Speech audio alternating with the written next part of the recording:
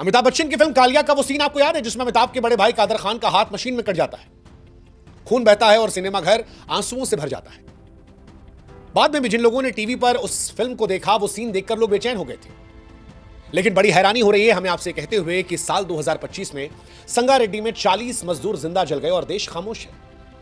न टीवी पर हंगामा है, न सोशल मीडिया पर हैशटैग है, न कोई कैंडल मार्च हो रहा है, न कोई गुस्सा दिखा रहा है, न जात के झंडा बरदार सामने आ रहे हैं। और यह सब कुछ इसलिए क्योंकि मजदूरों की जिंदगी की इस देश में कोई कीमत नहीं। टीवी की नजर में कोई टीआरपी नहीं, सोशल मीडिया की नजर में कोई लाइक नहीं, नेताओं की नजर में कोई वोट नहीं। यह सवाल सिर्फ संगारेड्डी के 40 मजदूरों का नहीं है, बल्कि उस भारत का भी है जो दो हिस्सों में बटा हुआ है। एक भारत जो चमकता है और दूसरा भारत जो चुपके चुपके पिसता रहता है। एक भारत मॉल्स में चहकता है, मेट्रो में दौड़ता है, स्टॉक मार्केट की उछाल पर तालियां बजाता है, इसरो के चांद पर कदम रखते ही छाती गर्व से चौड़ी हो जाती है, 4 ट्रिलियन इकोनॉमी का ढोल पीटता है, विकसित भारत का 2047 तक सपना देखता है।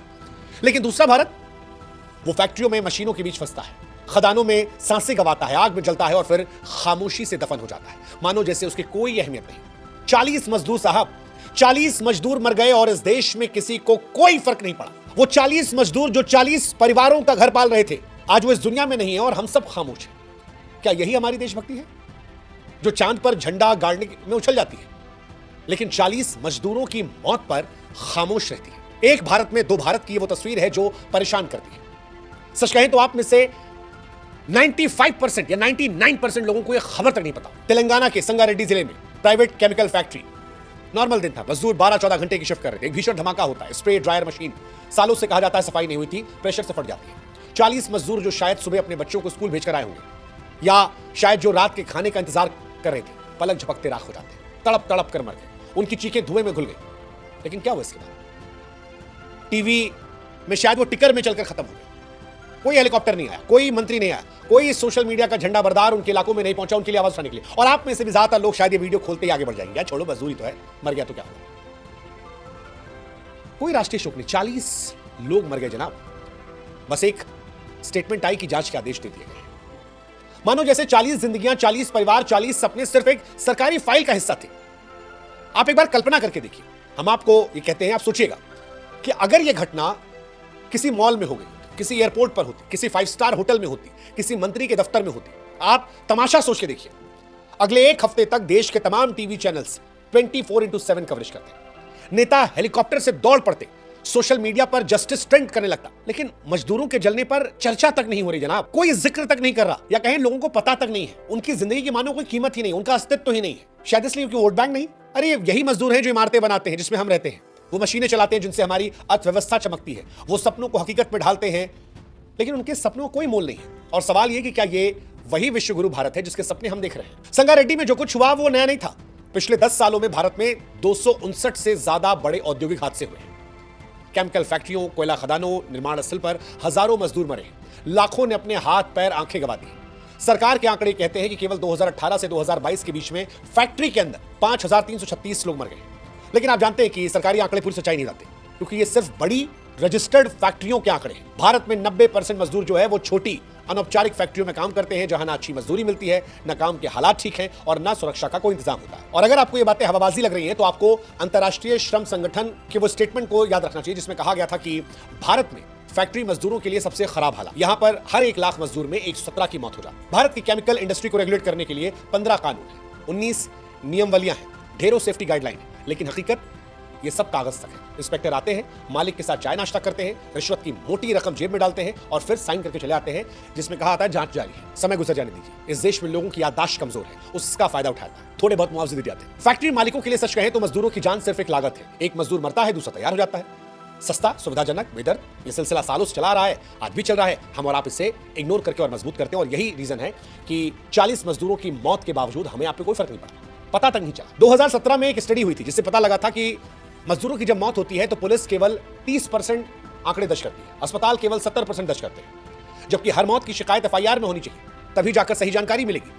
एफआईआर होगी, रिकॉर्ड होगा तो जिम्मेदारी तय करने में आसानी होगी। लेकिन हमारे यहां पर छिपा लिया आता है। भारत की फैक्ट्रियों की अगर आप कहानी देखेंगे तो 70% से ज्यादा फैक्ट्रियों में मशीनें 20-30 साल पुरानी है, जंग लगी है, टूटी फूटी है, बिना मेंटेनेंस के। मजदूर इन मशीनों पर बिना सेफ्टी गियरे काम करते हैं, ना हेलमेट होता है, ना दस्ताने, ना मास्क।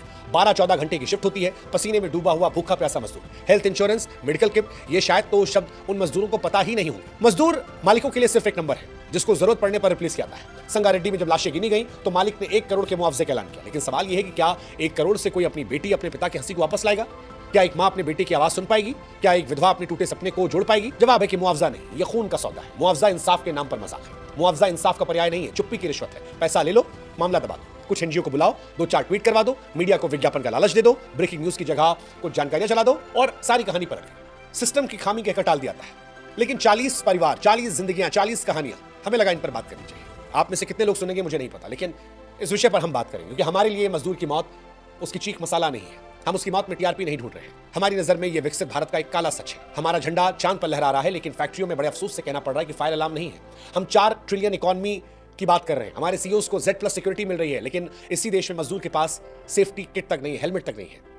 हमें मजदूरों की आवाज सुनाई नहीं पड़ती जो इस देश की नींव है, क्योंकि उनकी आवाज स्टॉक मार्केट के ग्राफ में नहीं नजर आती। उनकी मौत जीडीपी के आंकड़ों में गिनी नहीं जाती। वो बस एक लागत है जिसे मुआवजे से कवर कर दिया जाता है। संगारेड्डी के 40 मजदूरों को सच कहें तो मुआवजा नहीं, इंसाफ चाहिए। इंसाफ चाहिए। फैक्ट्री मालिकों पर सख्ती होनी चाहिए, हत्या का मुकदमा चलनी चाहिए, उनकी संपत्ति को जब्त होना चाहिए। भविष्य में सुनिश्चित करना चाहिए कि सेफ्टी ऑडिट किए जाएं, हर फैक्ट्री में नियमित पारदर्शित ऑडिट हो, रिश्वतखोरी बंद हो। मजदूर यूनियनों को अपनी ताकत उठानी चाहिए। मजदूरों के बच्चों को शिक्षा स्कॉलरशिप देनी चाहिए।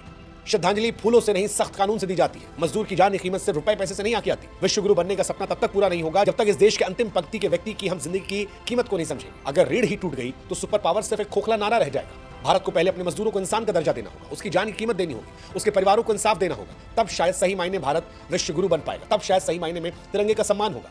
मजदूरों की मौत को न्यू नॉर्मल मत दीजिए। हमारा गुस्सा सिर्फ आतंकवादियों या फिर बाहरी दुश्मनों के लिए नहीं, सिस्टम की लापरवाही और बेशर्मी के खिलाफ भी होना चाहिए। अगर आज चुप रहे तो कल तुम्हारा अपना कोई, तुम्हारा भाई, बाप या दोस्त सिर्फ एक आंकड़ा बन जाएगा। बेहतर है इस विषय पर भी सवाल पूछिए, क्योंकि मजदूर की चीख भी हमारे लोगों की चीख है। उसकी लड़ाई भी हमारी लड़ाई होनी चाहिए। देशभक्ति का असली इम्तिहान सिर्फ सरहदों पर शहीद होने वालों की आवाज उठाने के लिए नहीं है, ये उन मजदूरों के लिए भी होना चाहिए जो कारखानों में, खदानों में, निर्माण स्थलों में अपनी जान गंवाते हैं। जब तक इस देश की नींव पर मजदूरों का खून बहेगा तब तक तिरंगे के मायने अधूरे हो जाएंगे। फूल चढ़ाने से कुछ नहीं होगा। बेहतर है कि इन विषयों पर आवाज उठाइए, सख्त कानून लाने के लिए जोर दीजिए, सिस्टम को बदलने की बात कीजिए और सबसे महत्वपूर्ण बात, मजदूरों को इंसाफ दिलाने के लिए जिम्मेदार लोगों को सजा दी जाए। तब शायद भारत के सही मायनों में अच्छे दिन आएंगे। और क्या आपको इस बात का अफसोस नहीं है कि हमें आपको पता ही नहीं था कि 40 मजदूर मर गए? दुर्भाग्य है, और यही काला सच है मजदूरों की जिंदगी। उम्मीद करते हैं इसको बदलने में आप हमारा साथ दें।